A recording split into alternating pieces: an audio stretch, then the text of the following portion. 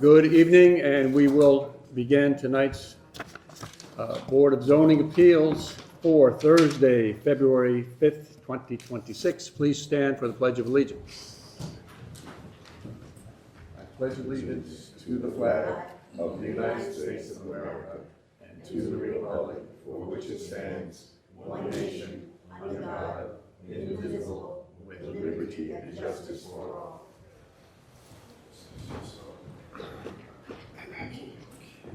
Mr. Brackley? Present. Ms. Gresham? Here. Mr. Mathematics? Here. Ms. Lucas? Yes. Chairman Oppenheimer? Yes. Okay, so we're going to begin with our new case number 25-1162. Application of Benjamin Correas for a variance under section 139-65 required, section 139-29D, area of two-story dwellings, section 139-80B, setbacks for single-family dwellings of the zoning code of the village of Hempstead for permission to construct a second-story addition, fire damage repair at 84 Morel Street, Hempstead, New York, 11550. Said property is located in a residence B zone known as section 34, block 200, lot 450, on the land and tax map of the town of Nassau and the incorporated village of Hempstead. Good evening. Chris Gray, architect, 2401 Capri Place, North Belmont, New York, representing Benjamin Correas. Oh, yes. Yes, sir. Okay. I am representing Benjamin Correas. He is the owner of this property, 84 Morel Street, Hempstead, New York. Good evening. Good evening. I saw on the calendar as number 2. I didn't expect to go number 1, so I'll take it. Because you're the best. All right. I was asked, we're filing electronically these days.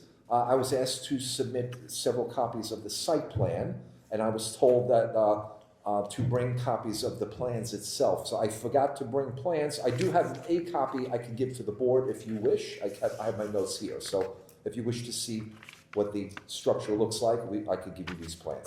Yes, if we could pass that around, and we Okay. would like to see that. Should I hand it to? Oh, yeah, okay. So that that's. So at least you have an idea of what it looks like. So, give you a chance to take a peek.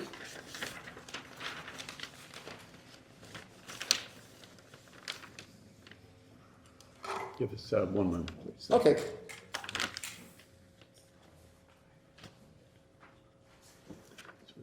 Bathroom, washer, dryer.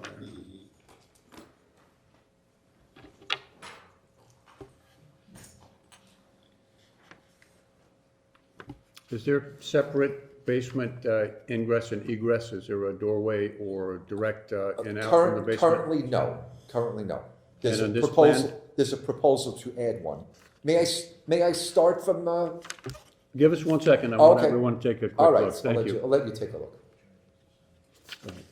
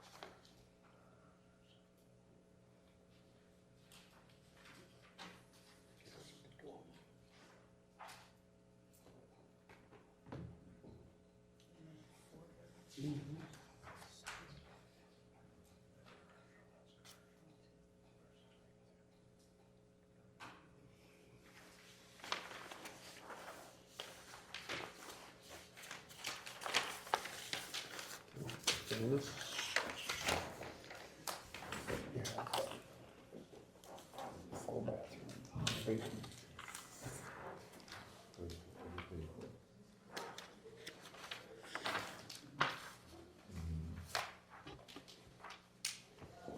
So while they're finishing up, is the owner here with you tonight by No, chance? I'm expecting him, but. All right, we may have some questions for him later. Okay.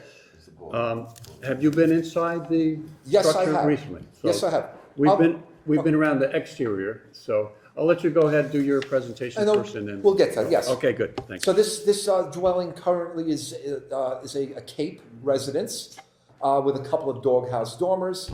Mr. Correas came to me a little while ago, and we had planned to file application for a dormer.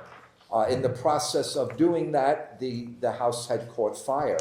So then we kind of switched gears and said, let's propose to do a full second floor to cover the footprint. That's the basic project. But in doing that, the existing structure is quite non-conforming. The first issue is the floor area ratio, where the floor area maximum is 40% of the lot area. The proposed we have is 48.8%. So the intention was just to cover the existing footprint and not making the yards any less than they currently are now. So that's the FAR issue. And then as far as setbacks go, the side yard minimum requirement is 5 feet, and the one side, and standing in the street looking at the property, the existing side yard is 3.6 feet. So it's a little deficient currently. The aggregate meets the minimum 15 feet, and the front yard setback requirement is 20 feet, and this existing at the first floor is 11.8. So basically the one side yard and the front yard are deficient, but in continuing the building line up vertically, not making the yards any less than they currently are. That's basically the project. Okay, And within this, the first floor to remain the same. I believe a wall is just to be removed, just to open up, modernize it a little bit. The second floor, there are several bedrooms, I believe 3, it might be 4, I don't have the plan in front of me. The basement, when I was there, had several little rooms and whatnot, and I told the owner, I said that this, to just gut everything and let's start over. So there's a proposed finished basement, basically an open recreation room, and I believe there's a toilet room. We're limited to 2-piece a toilet room. yes. And then there's a proposed exterior basement stair to go in there. At the last minute, the stair that I show is a stairway to have a door, a swing door at the basement. But the owner happened to see my house. I have my basement. I put a 6-foot sliding glass door. So that was one change he was thinking of doing, is to put a sliding glass door to make a wider exterior stair to allow some more light in there. So that was that is something that can follow, on that would be not involving any yard issues or any building coverage or floor area ratio issues. So that was a last minute little adjustment, but essentially, yes, that basement proposed to be finished. Good. So I have some concerns I will discuss with the owner if we have the opportunity. You did reference that initially he thought about adding an additional dormer, not a full second Right, exactly, story. yes. So when I was looking at the FAR, I've seen this referred to as a 1.5-story residence with no attic. I also saw a reference to it as a 1-story with attic. To me, it is It's one and the accurate. same. It's one. Well, not precisely by square footage, but to me, it is a 1.5 with no attic. Yes. Currently, That, okay. I would prefer that term myself. Okay. If you were to add a full dormer on the left side of the property, as you're looking at the property, right now it's just the roof line, and that was his thought, to put a dormer on that side? Yes, Because that would alleviate almost entirely the FAR issue if he was to pull that back a little bit in terms of square footage. So I don't know if he still would consider that. well, I mean, that's a possibility. That was a thought, but I heard there was a fire. I don't know what extent. I'm not sure the whole roof is gone. I'm not sure to what extent the fire is.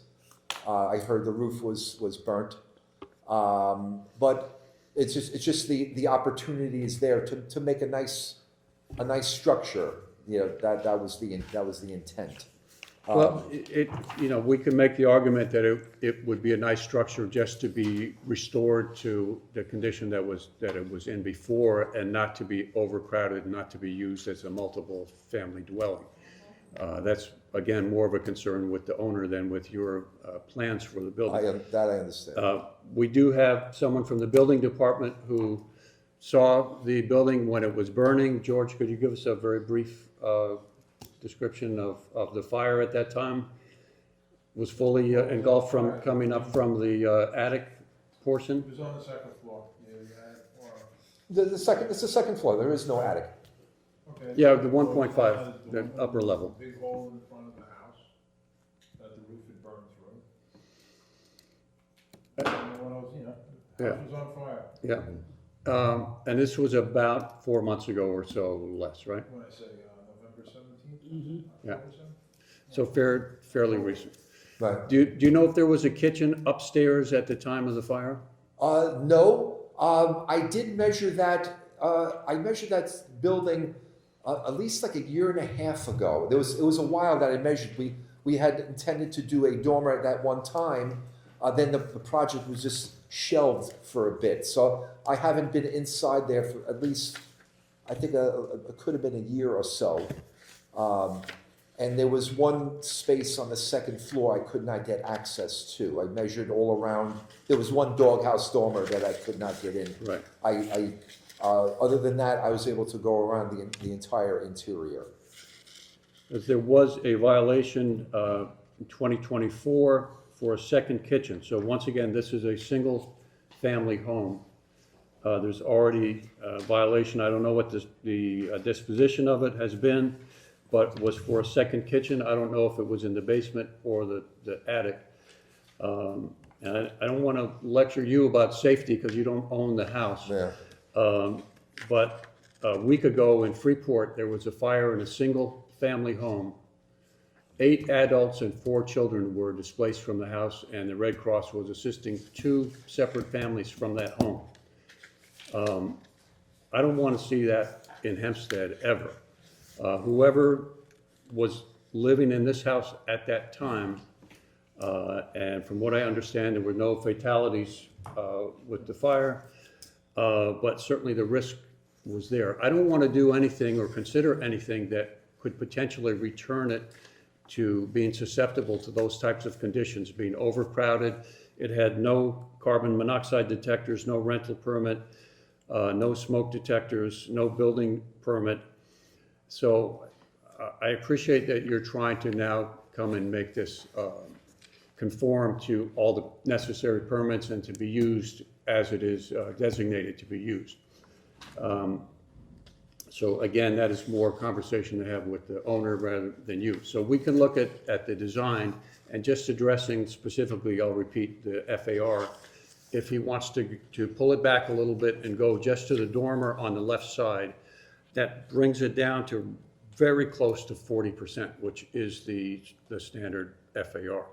The other non-conforming parts, we can't move the entire building because it was a pre-existing non-conforming within the village of Hempstead. There were a lot of properties that are like that.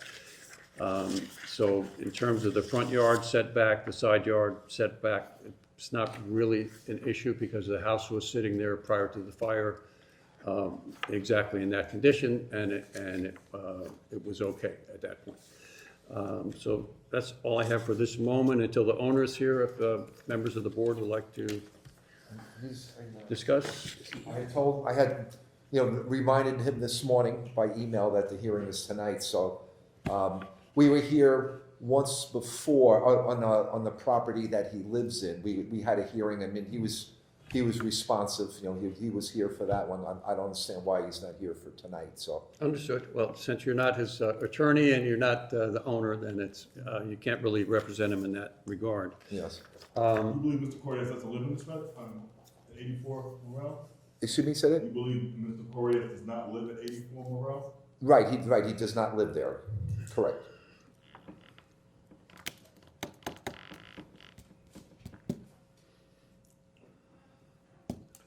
comments, questions? Yeah, just like to say, our first and foremost, our priority is the safety of the residents here in Hempstead. So there's open cases here or violations that have to be taken care of. But the one I'm gonna focus on is that we had cellar occupancy. There's no emergency exits, egress out of there. That's a death automatically. Not only that, you're asking the village to look at extending the second floor so it becomes essentially another apartment. That I have issues with, because if you don't have smoke detectors and carbon detectors in your house as is, what are we looking at? Filling more people in that building, and if something does go wrong, we got a problem. So the client needs to be here to have this conversation with us, because this is serious. Too many violations, too many open cases, and we're not gonna add to that. So I just wanted to say safety first. That's understandable. Absolutely.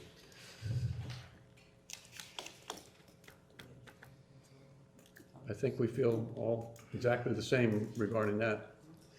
Would it be possible if I just step outside and maybe give him a phone call? Yes, you can. Because I would think maybe you might keep the hearing open, right? You would want to hear the owner, I'm sure. Could we do that?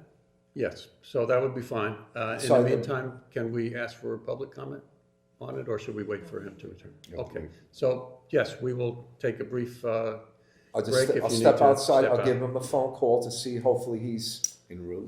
en route, and then we can resolve this. Okay, thank you, Okay, that would be good. I may step out now? Yes, please. Okay, thank you. Gives us a little chance to look at this. Alright, section 139-40B, off-street parking. Section 139-106, permitted uses of the zoning code of the village of Hempstead for permission to convert and conduct assembly use church within existing building at 106 Main Street, aka 86-110 Main Street, Hempstead, New York, 11550. The property is located in a business B zone known as section 34, block 333-03, lot 2, on land and tax map of the county of Nassau, and incorporated village of Hempstead. Good evening, everyone. Good Good evening. evening. Please state your name and address. Vasilios Georgopoulos, 33-12 Francis Lewis Boulevard, Flushing, New York, 11358. You all gonna testify? Are you witnesses today? I'm sure, yeah, I'm sure they're gonna have This questions. is the owner's rep, and this is the pastor And from I'm the the church. pastor for the church.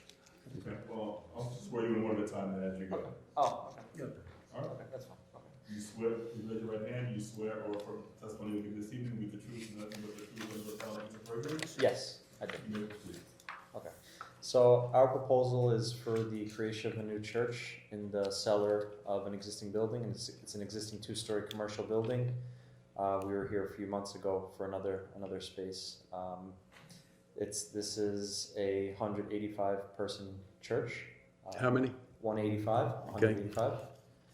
185. They have some classrooms that will be used during the service for Sunday school and things like that. They have a portion on the first floor that they'll be used to access the space, and a staircase to go down. We're here for parking variance. That's one. That property has no open space, so it has no area for accessory parking. So we're requesting relief on this, and we can discuss hour of operations and other things that we feel will grant us this variance. We can discuss with the pastor. So. Okay. Anything else from the other two gentlemen, or? No, so, Bermel, did we determine how many parking spaces are minimum required? Yeah.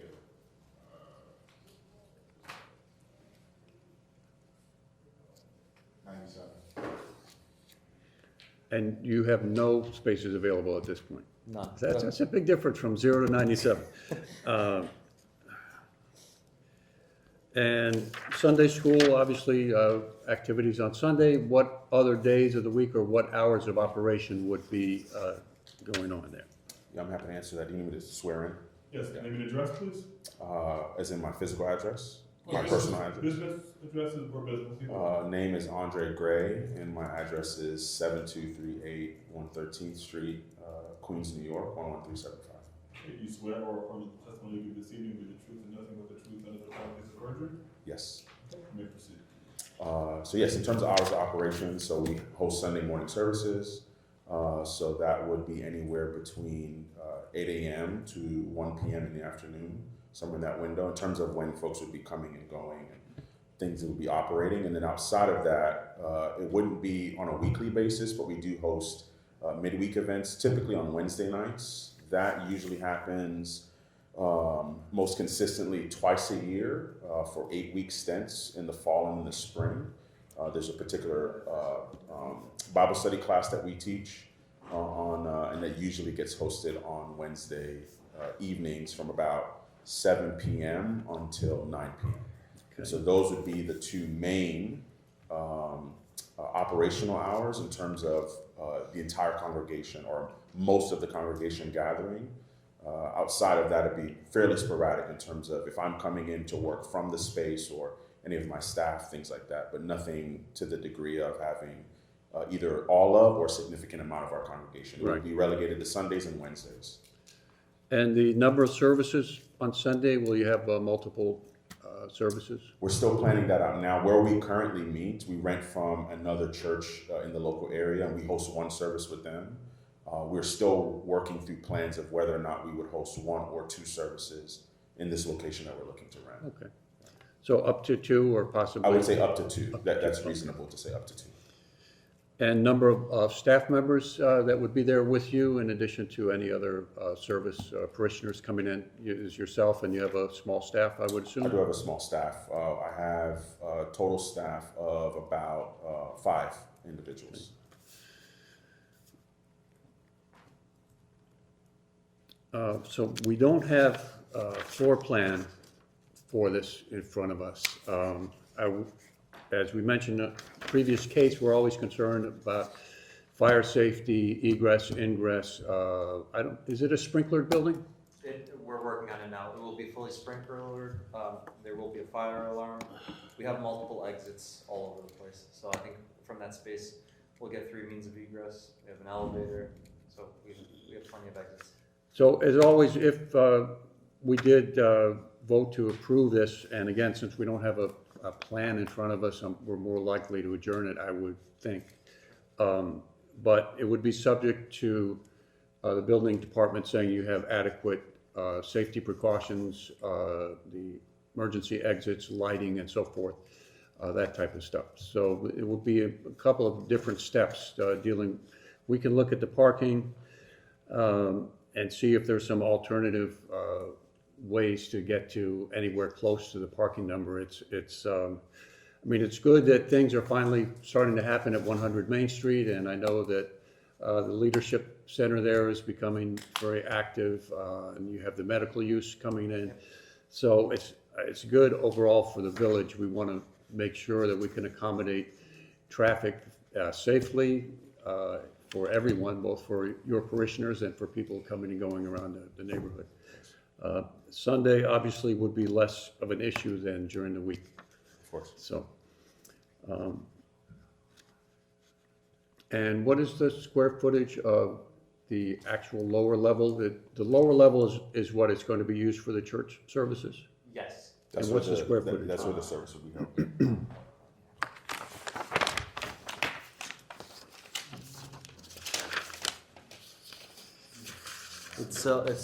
It's a little bit more than 5,000 square feet. Mm-hmm.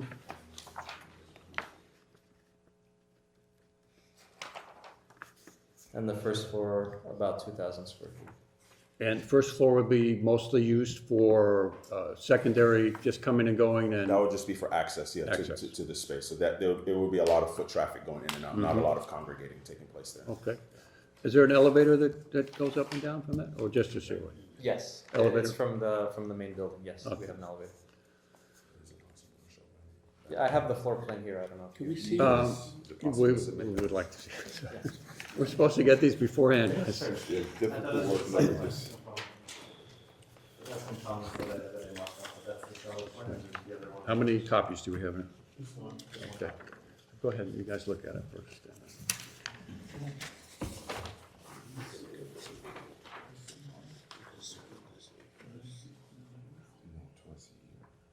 For 6 to 8 weeks. Right, seasonally. Total, So yes, total of maybe 20 nights, 25 nights out of the year, something like that, right? And Wednesday is seasonally. 4 times 4, 16.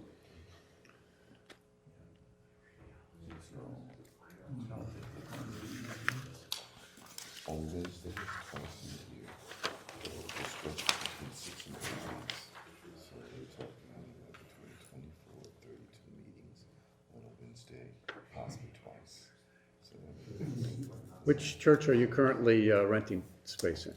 The Congregational Church of South Hempstead, Right. off of Woodland Drive in the South Hempstead area. Nice. okay, okay.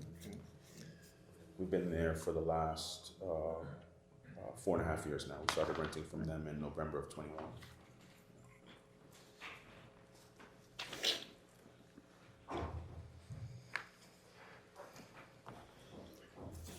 George and Vermel, I don't want to put you guys on the spot, but off the top of your head, 5,000 square feet, 185 occupancy, does that sound in the ballpark?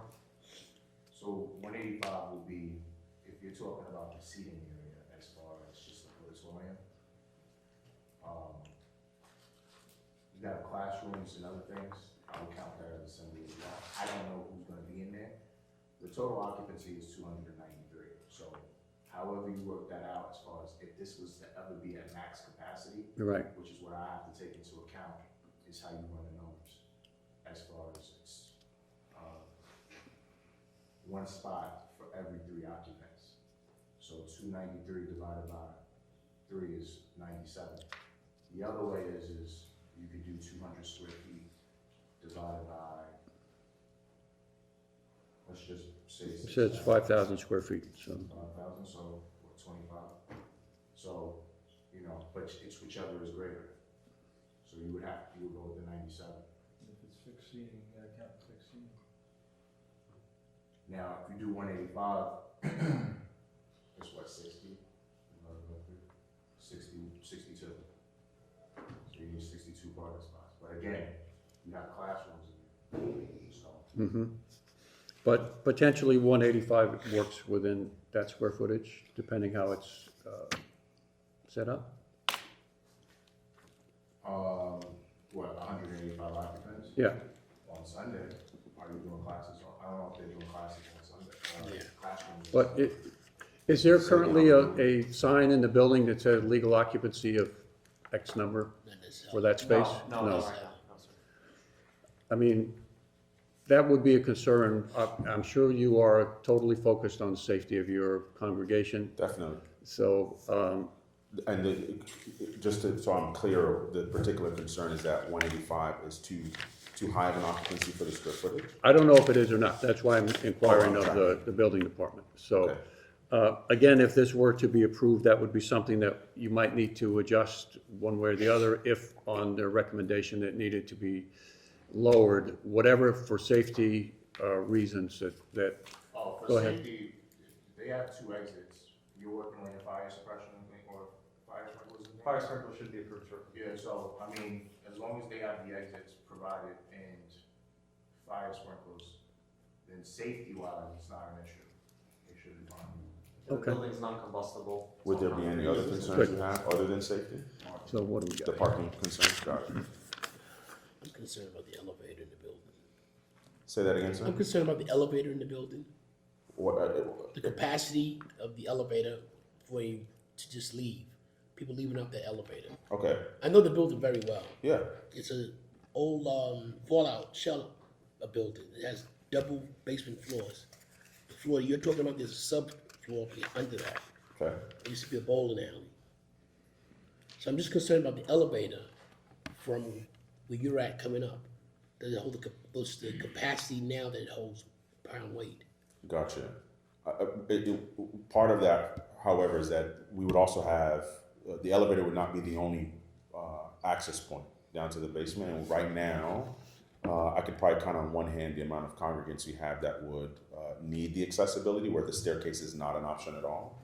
But the majority of our folks, I would say our congregation averages about mid-30s in terms of age. A lot of young families with young kids. And so I would imagine that a good majority of our people would be using the staircase to get up and down. In terms of the majority of the access point, there would be a reasonable amount of folks that would need to use the elevator. But I hear your concern. I don't want to discount that. Back to the owner. I'm sorry. I'm the owner's rep, yeah. Welcome back. How Please state your name and address. Nick Solkis, 31-10 37th Avenue, Long Island City, New York, 11101. Do you swear or affirm that the testimony you will give this evening is the truth and nothing but the truth under the penalties of perjury? I do. Good evening.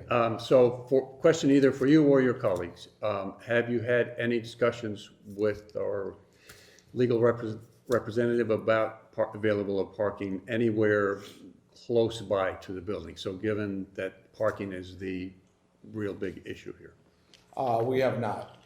We're looking for guidance here, but the way we're estimating it, it's on Sundays, really in this area, there's really not many people, and in the evenings, as you can see, like even today, there's plenty of parking, you know, all around this building and all around this area. So we're hoping that, you know, it won't be necessary to have as many spots as are required. That's why we're looking for this variance. If, you know, I mean, granted. it's certainly possible to have fewer if that is approved, but to go from 0 up to 97, or even if it's a little bit less than that, that's tough. So, Right.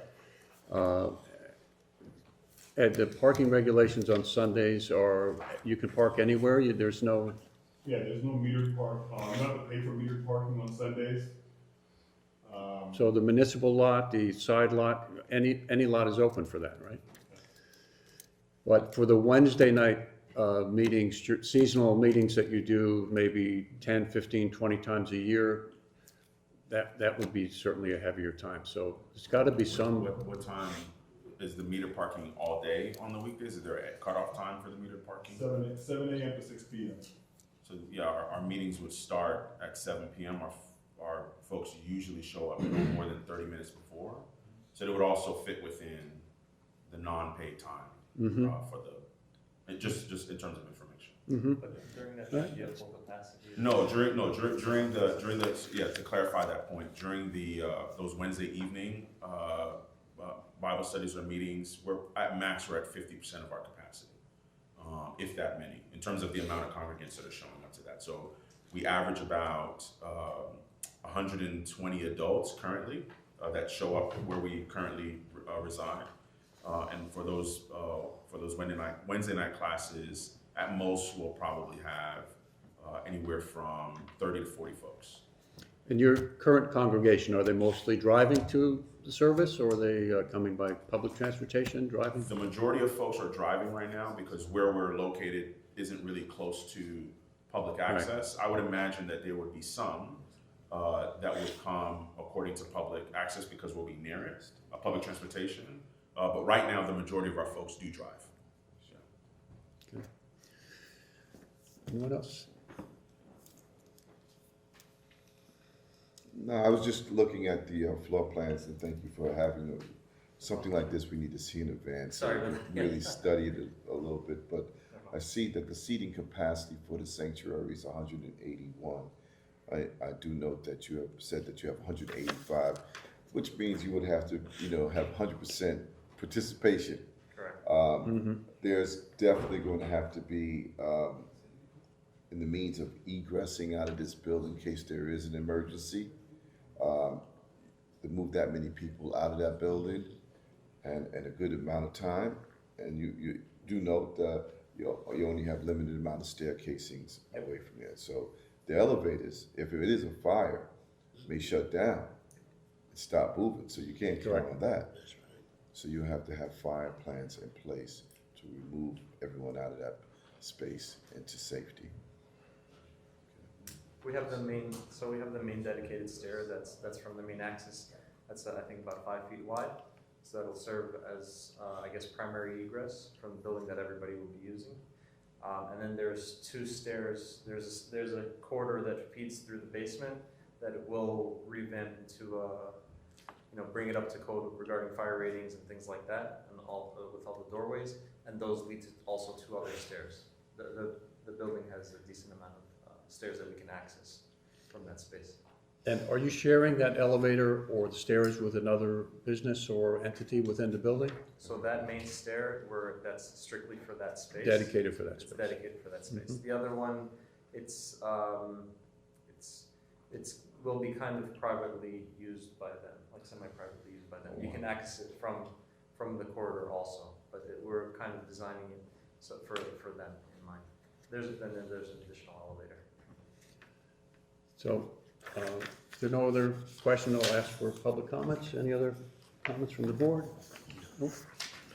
Thank you. If you just give us a moment, we'll ask for public comments. If anyone would like to come forward and speak either for or against the proposal.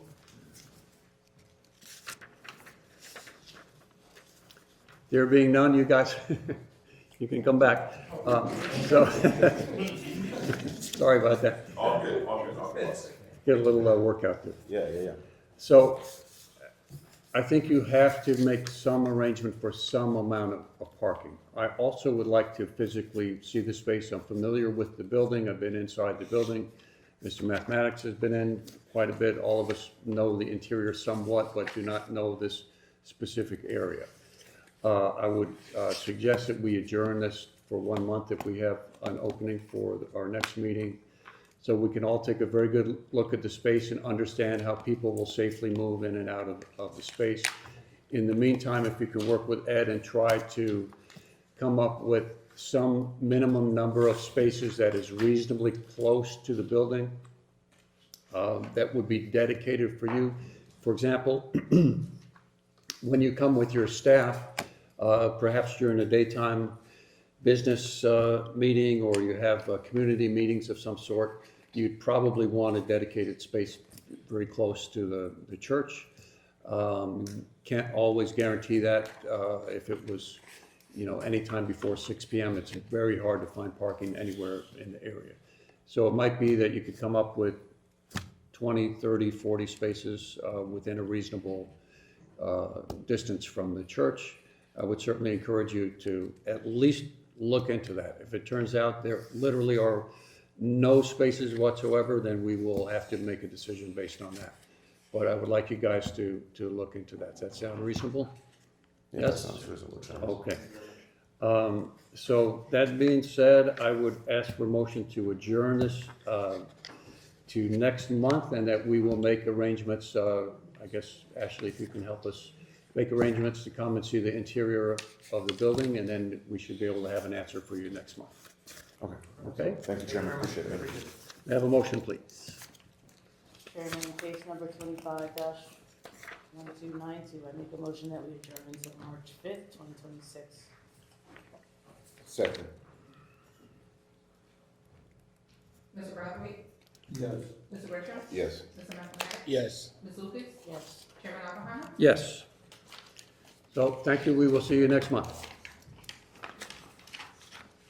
Okay, we're gonna recall case number 25-1162.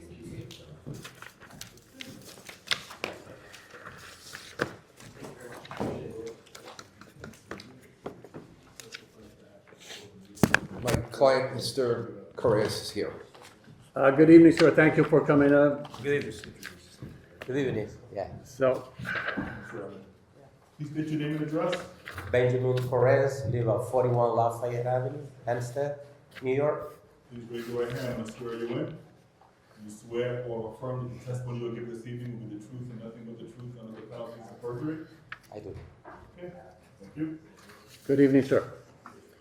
So we spoke with your architect a little bit. I mentioned to him my concerns and the concerns of the board for safety above everything else. We know there was a fire within the building last year. So we're trying to see how we can go forward, not backwards, on making a decision on this property.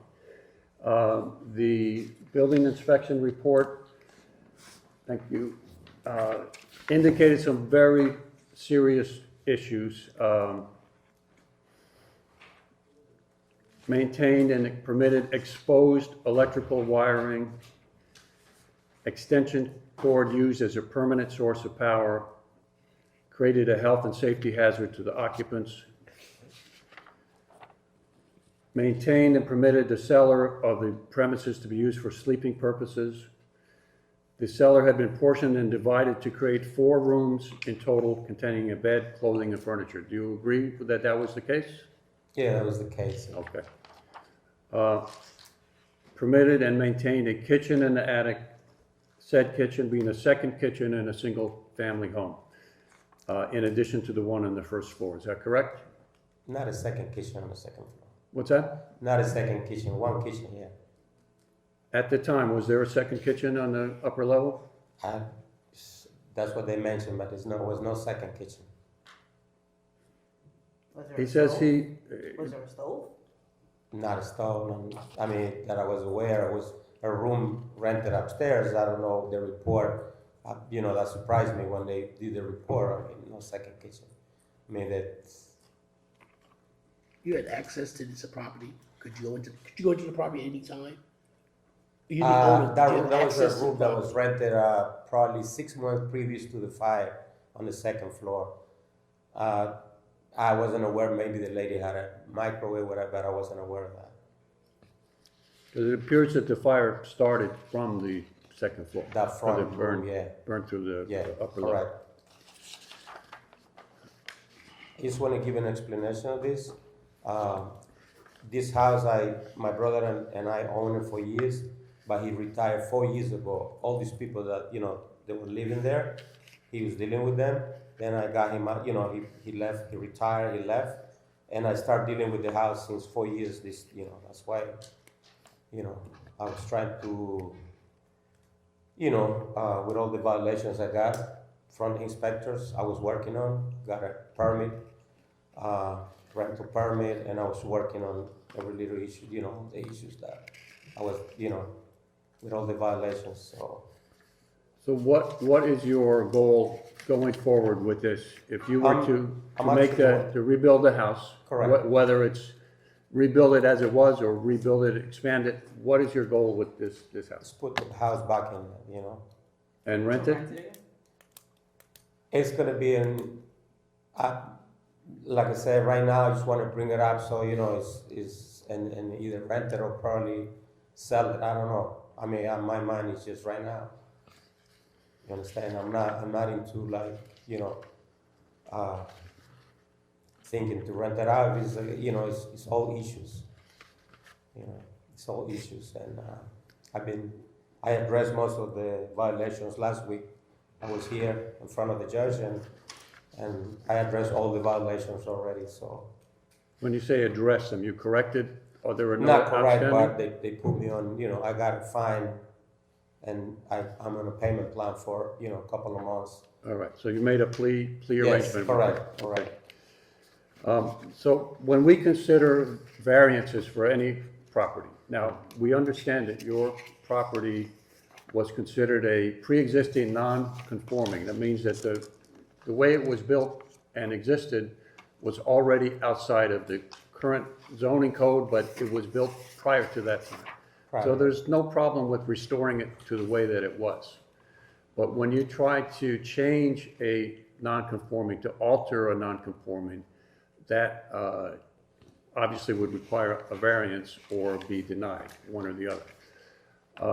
When we consider variances, we have to consider, is there something unique, an issue with that property where you require the relief of a variance decision on it?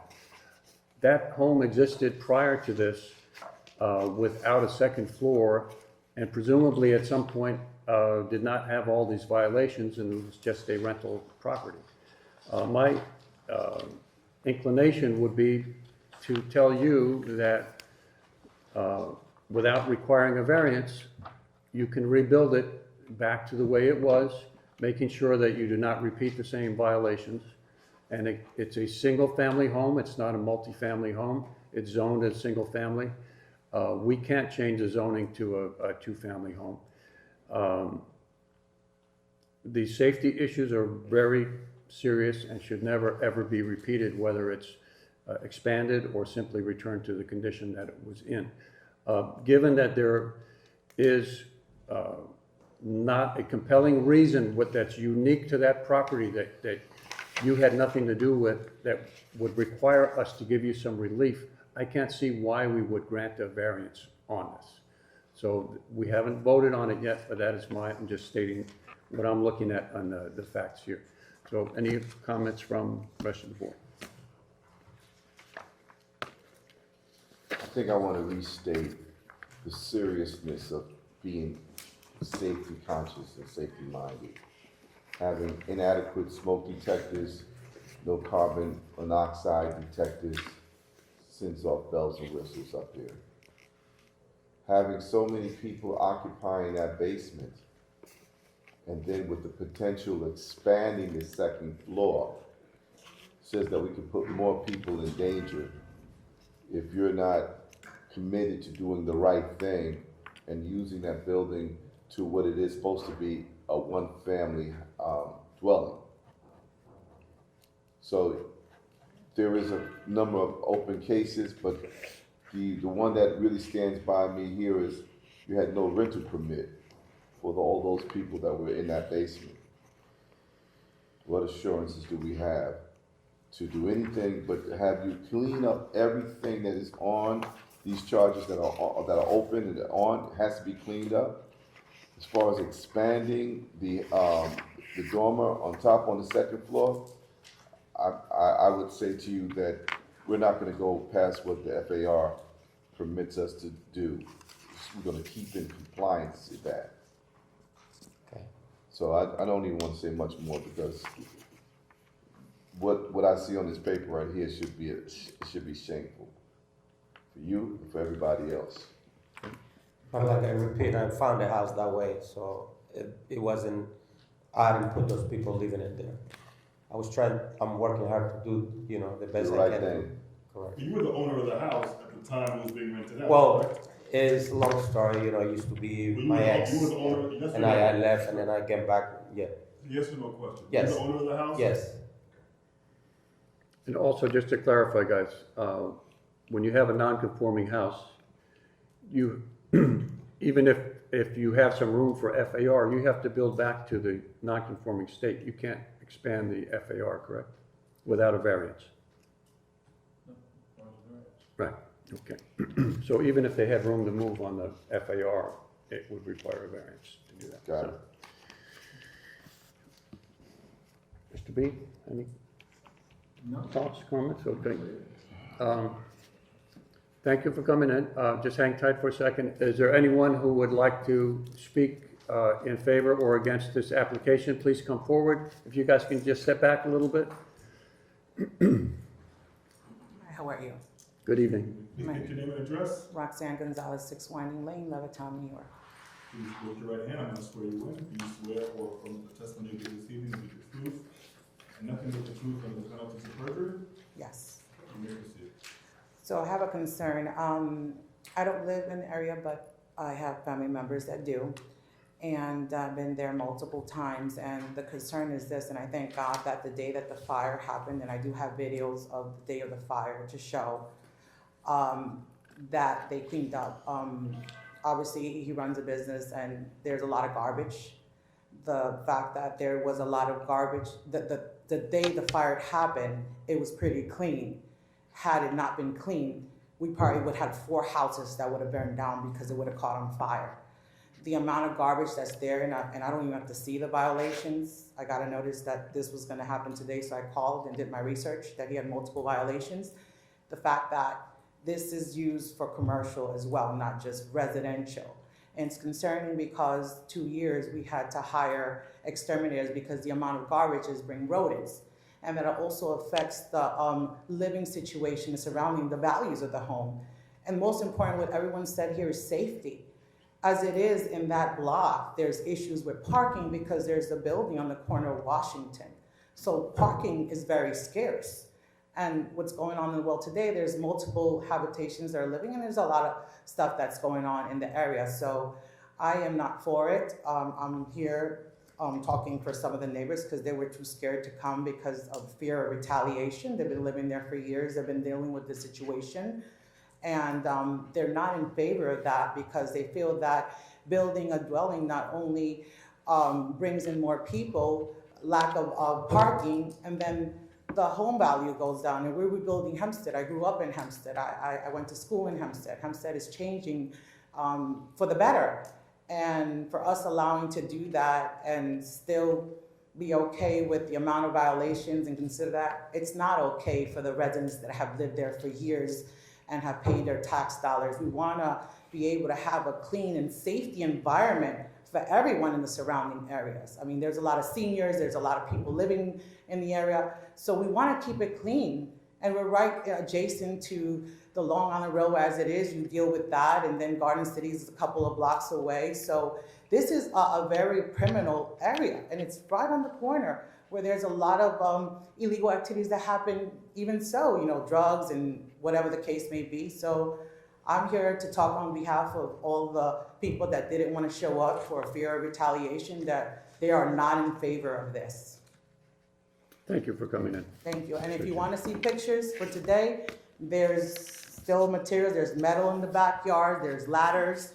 The day of the fire is also here. I have it. It started on the roof, so they're not in favor of this. So, I mean, we don't have anything against him rebuilding the home, but if you run a business, get a storage unit and do it properly, you know, do it the proper way, like you said. You're entitled to have a one-story dwelling, but, you know, let's keep our neighborhood clean. Thank you. Anyone else like to speak for or against the project? Okay, gentlemen, if you can come back forward, please. So, yeah. Yes, so is it being used for transient or commercial use, or has it been over the last couple of years? Is it a commercial property? Do you store commercial vehicles there? Because that is one of the violations, was for storage of commercial vehicles. Yeah, she's right. I've been like running, you know, I've been parking my trucks there for a couple of years. The siding company is yours? Yeah, it is. Siding company? Yeah, the siding store any company siding? I have this company for, you know, quite some time. And she's right, yeah. Do you At least she's store- my neighbor, I know her, and I know her parents. At least I know who at least, you know, made the report, you know. My parents didn't make the report for the record. And I know them, they're religious people, and these are my good neighbors. Do you store commercial items on the property? My ladders, yeah, my ladders, and, you know. Are they still? But like I say, right now I have a new place, because through the years I went like asked for parking spots here. I even paid one year. They sent me to by the bus station at night. It was getting all tough to find a parking spot. They didn't want to rent me on a gas station. So right now I'm parking over there by my dump truck is parking by right off Jerusalem Avenue. I found a place, and you know. So I'm process of get out of there. I'm trying to build up, and I'm not going to use that spot for, you know, the same purpose. Well, again, just a reminder, this is a single-family It is. residential. It had been, yeah. It had been, yeah.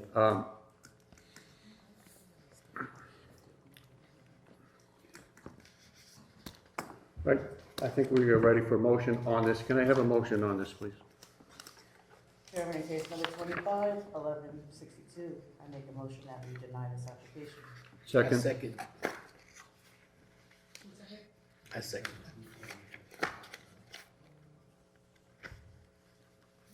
Mr. Bradley? Yes. Mr. Gresham? Yes. Mr. McNamara? Yes. Ms. Lucas? Yes. Chairman Oppenheimer? Vote to deny, yes. Okay, so you have as of right, you take care of your violations? I have. You go to, Yes, you go back to the building department, you secure whatever permits you need, you can rebuild it to the way that it was. At some point in the future, if you wish to make another application for some changes in the property, you would have the opportunity to do that, but at this time, it's not the appropriate time to do that. yeah, Okay? Thank you. thank you. Thank you. So now we're gonna move forward with new case number 26-0015. Application of Noel Burrows for a variance under section 139-6 compliance required. Section 139-8, extension or alteration of zoning code of the village of Hempstead for permission to convert basement into habitable space at 274 Old Ave, Hempstead, New York, 11550. Said property is located in the Residence A zone, known as section 34, lot 285, lot 416. Excuse me, Miss, sorry, thank you. On the land and tax map of the county of Nassau and incorporated village of Hempstead. Please state your name and address. Noah Burrows, 274 Rhodes Avenue, Hempstead. Swear you in, you swear or affirm the testimony you give this evening will be the truth and nothing but the truth. Yes. Under the penalty of perjury. Yes. You may proceed. So the last time I was here, I think a problem is that I did this process the wrong way. So, and being approved for the completion of my upstairs, I failed to think that I should have done the basement first because my furniture from the third floor needs to go into the basement so that my sister can have that space. So it's very difficult to try to complete one area when you got furniture in another area. So should have done this the opposite way, but you're right. But here you are, okay. Just to confirm with the building department, if Mr. Trustee Burrows had come to you, just gotten a proper permit, he would not need a variance to do a finished basement, correct? He had done the basement first, but granting the mother's daughter makes his house a legal non-conforming. So then that's what kicked him back. Right, but he could have done both if he had done the other one first. He would be able to have done the basement by right if he had done it first. Right, just like anyone can do, can apply for a permit for a finished basement. Okay. All right, so it seems to me like more of a technical procedural issue. It's not gonna add any traffic, any exterior difference to the home. I don't see any particular issue except for, as you say, it was just a procedural timing of it. You're not putting any bedrooms in the basement? You're not putting a kitchen in the basement? So, right, as long as you're aware that it's not habitable space, it can be used with washer dryer, you can have a bathroom there, you can have storage, but it's not for living quarters. Not for cooking, no stoves, Nope. none of that stuff. Okay, we still will ask for any public comment. Is there anyone who would like to speak for or against? There being, somebody coming up? So, I'm not for or against, I just have a question.